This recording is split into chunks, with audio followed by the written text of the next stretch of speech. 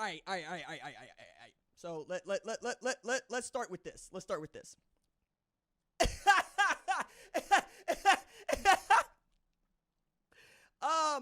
Michigan. Dog. Are you okay? Are you all right? That did not look fun.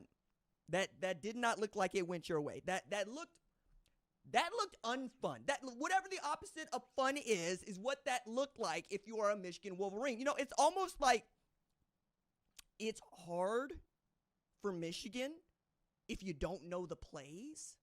I mean, if you wing Martindale, maybe you're looking at this thing and you're going, so y'all got to stop having Connor Stallions when I get the job? If you are a Michigan, you're looking at this going, wait a second. Isn't this supposed to be the year of Donovan Edwards? Isn't this supposed to be the year that Donovan Edwards is going for the Heisman Trophy? Isn't our entire identity supposed to be running the football down people's throats? It did not look fun to be a Michigan Wolverine today. Did not look like a great day to be a Michigan man. You know what I'm saying? Who's got it better than us? Texas, 31-12. There's the answer to that one. That's who's got it better than you. And the 6 points that they got from Davis Warren in garbage time, 204 yards passing, 22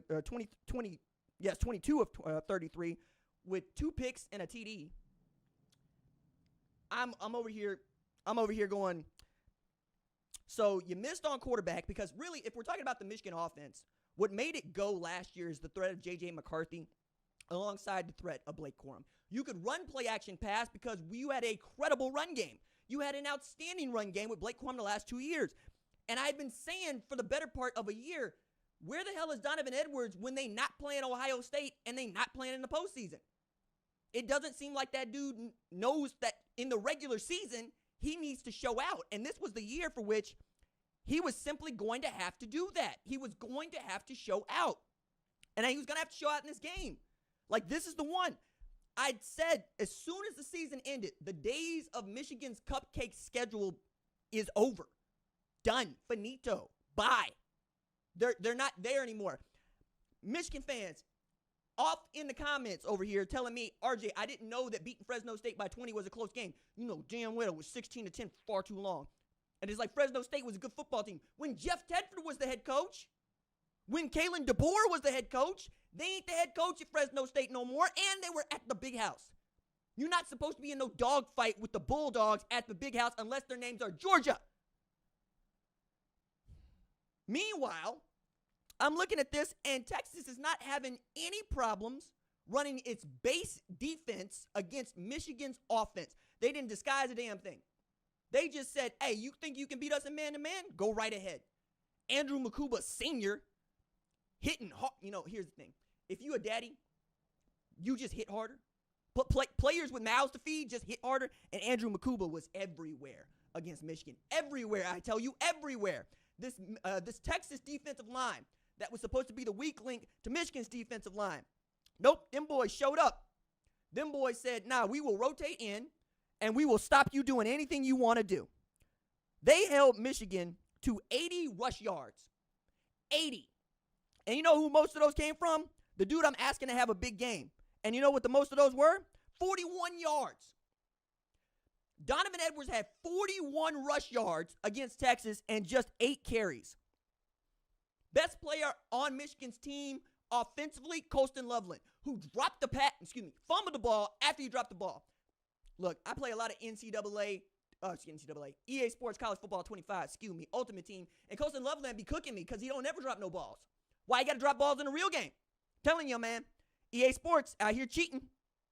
Meanwhile, I'm looking around and I'm going, holy smokes, Texas is who we thought they were.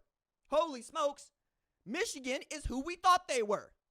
And I'm over here going, hey. When are we going to have really good discussions about why these non-conference games have to matter? I got hammered for dropping Michigan to 14 ahead of this game because of how close that game against Fresno State was. Now look at you now. Look at you now. All right? Maybe I know a ball over here. You know what I'm saying? Maybe I'm watching the games with my own 2 eyes. And I'm seeing Quinn Ewers is a better quarterback than anything you have at Michigan. And you missed. That's the thing, man. If we're talking about what the difference has been early and who has been great and who has been able to overcome their mistakes, it is who's got an outstanding quarterback. I watched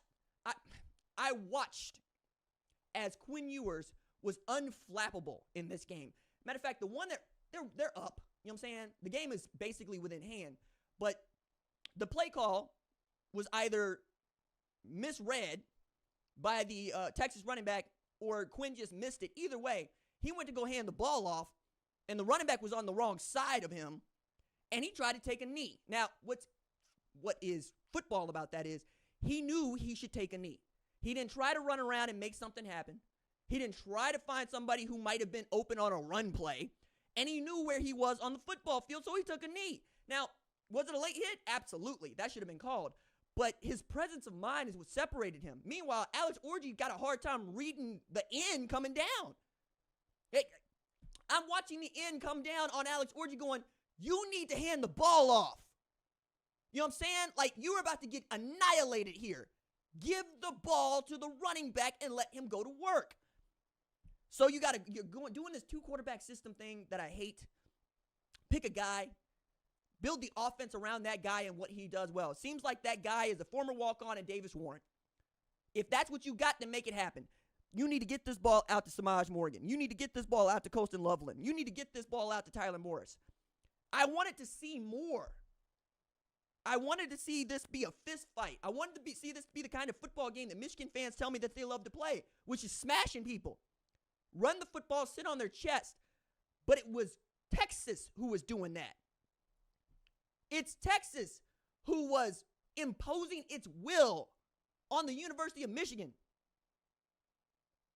I mean, I'm at a loss on this one because I thought that Michigan was going to play like the defending national champions, and it turns out Michigan is on a beach somewhere looking at how shiny their 2023 trophy is.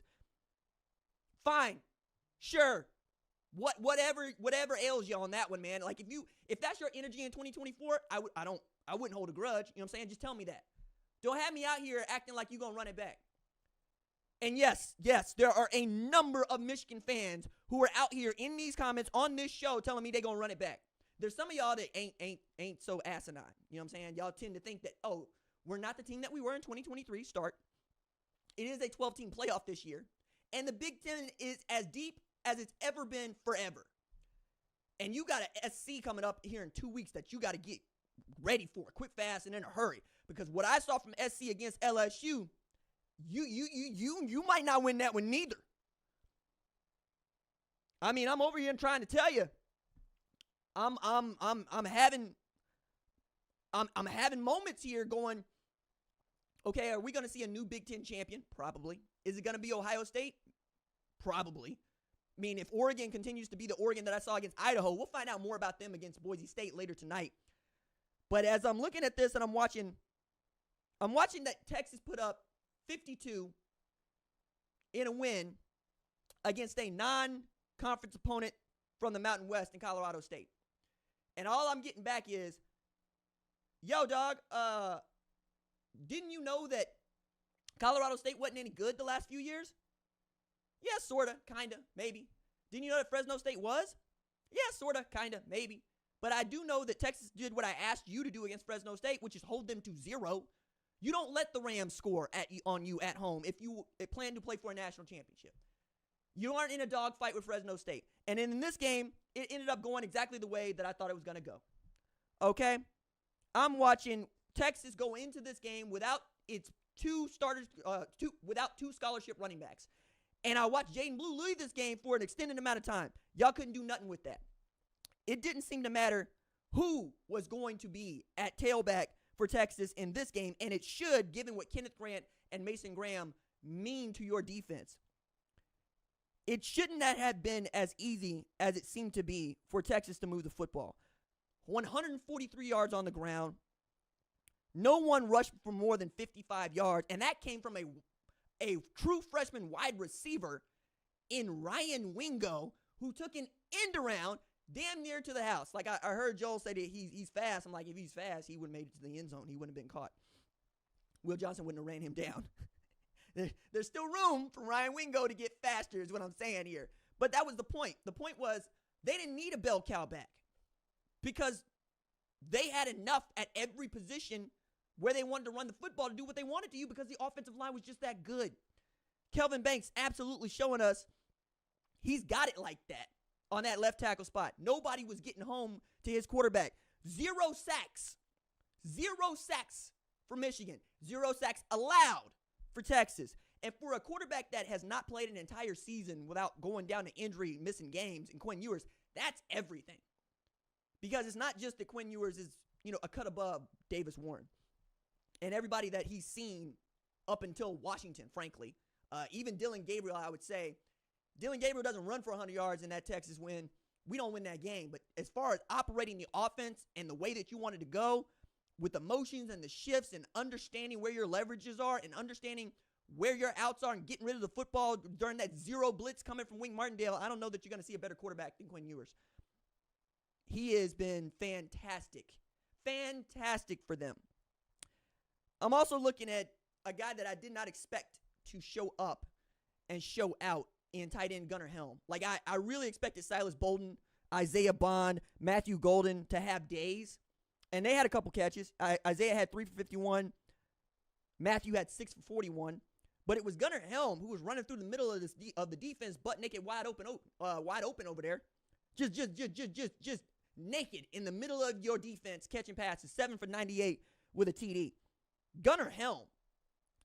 Even as Texas couldn't go perfect in their field goals, going 1 for 2 for Bert Arbin. I kept going, is Michigan's offense going to actually do something with some of these? No, they're not. Because at one point, I'm looking at a Texas team that could not be stopped on third down. I mean, I think they were 6 of 9 or 8 of 10 at one point before they go 10 of 16. Meanwhile, Michigan, third down might as well have been punt for you. You were 3 for 12 on this, man. 3 for 12. And I'm trying to figure it out. Trying to make this happen for you. I'm trying to understand just what it means that you can't figure it out. So back to the drawing board for the Michigan Wolverines. You have an identity issue. You have a problem. You better figure it out. Let's take a look at what we got in the chat.